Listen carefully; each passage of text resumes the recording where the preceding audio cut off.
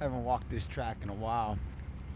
I'm over by the Humphreys, um, Half Moon Bay Inn.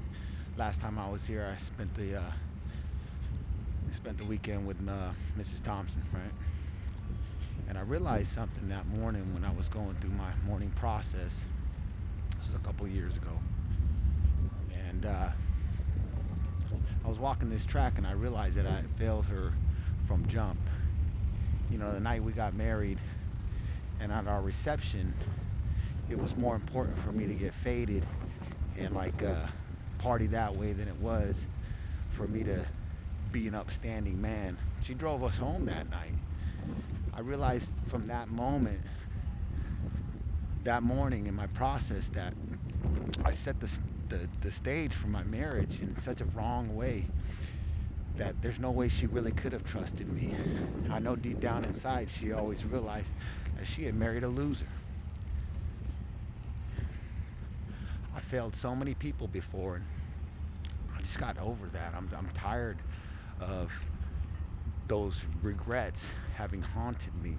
So I did everything I possibly could and will continue to do everything I possibly can in order to change and in order to rectify what I've done in the sight of others, not for their validation, for me to realize that I said things correctly, that it's important to me to be right with myself.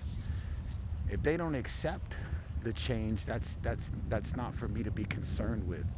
What's for me to be concerned with is that I did for me to make it right. I could have never loved her. Oh my gosh, look at these flowers, are so beautiful. I'm getting off track.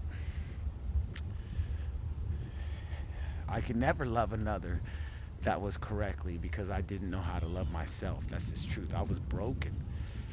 And in sorts, I kind of tried to explain that to her when we were dating, but she pressed forward and saw something in me that maybe was never really there, and maybe it was. I don't really know. I'm still going through this process of learning these things. I've always been a good man, okay? I've always been a great man that made horrible mistakes, horrible choices. My foundation was wrong. So I had to break down my life to the fucking floorboards, man, in order to rebuild it in a way that was substantially sound for me to build my life upon. You can't build a high rise on a chicken shack foundation. And that's what some of these men are doing now. That's what most of these men are doing. That's what most of my brothers are doing. Let's just be honest, okay?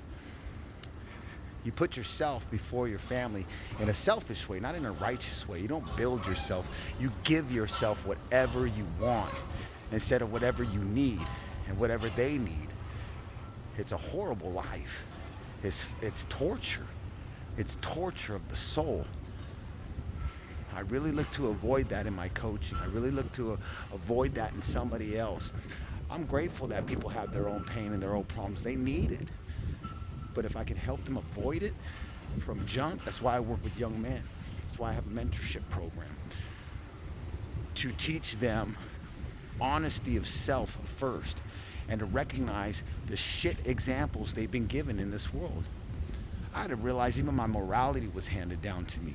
What I knew about God, what I knew about finance, what I knew about the world, what I knew about myself, it was all given to me by somebody who didn't have it themselves. You cannot give what you don't have. I'm pleading with you today. Get some help in areas that you know you need help with.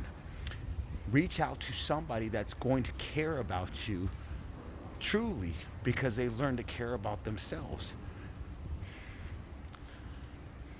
I'm long-winded. I've always had a lot to say. Just now it means something. That's all.